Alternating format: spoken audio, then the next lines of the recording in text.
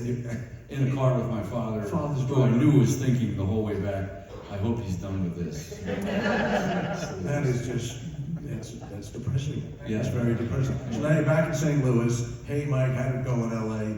Not so good. Why and how and when did you get out here and try to take two? Well, I stayed in contact with Rick Gerard. So he still believed in you, even though the album Time didn't to take time, off. yeah, he would check in on me and ask me what I was doing, if I was thinking of coming back out, and because I had started in the interim to work for him on sessions as a copyist, session player. I played piano on the dates, and I helped him arrange some tracks. And he was helping keep you afloat with these jobs. And really he was just helping me stay alive. That's so lucky. But yeah, it was experience I would have never gotten, or certainly didn't earn. But he was doing me a favor, and so he said, "Come on out again." So his brother was driving well. I remember yeah, that. he said, my brother's actually passing through St. Louis. You might give him a call if you want to hop in with me and ride out to California. And it would seem like a great idea and what an opportunity, but I was also the year of the lottery that I would be picked For the military. for the military.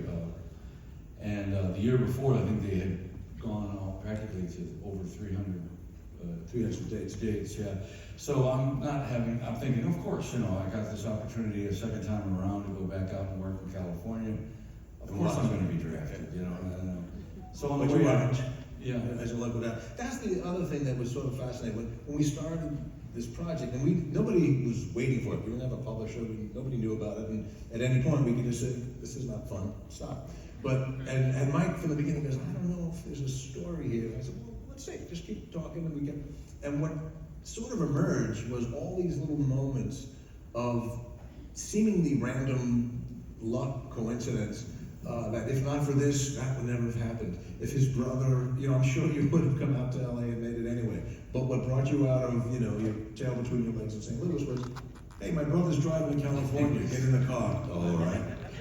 So you come out, so now, this is 71, 2?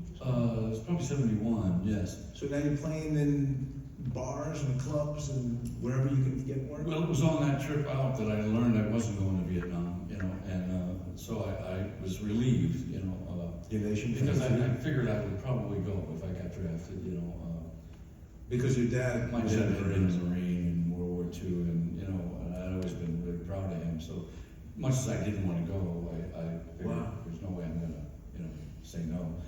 And believe me, I had friends who, went to their draft exam in sundress and pumps, anything to get out of it, But That wasn't you. It wasn't going to be me, but I made it to California. So what is that world?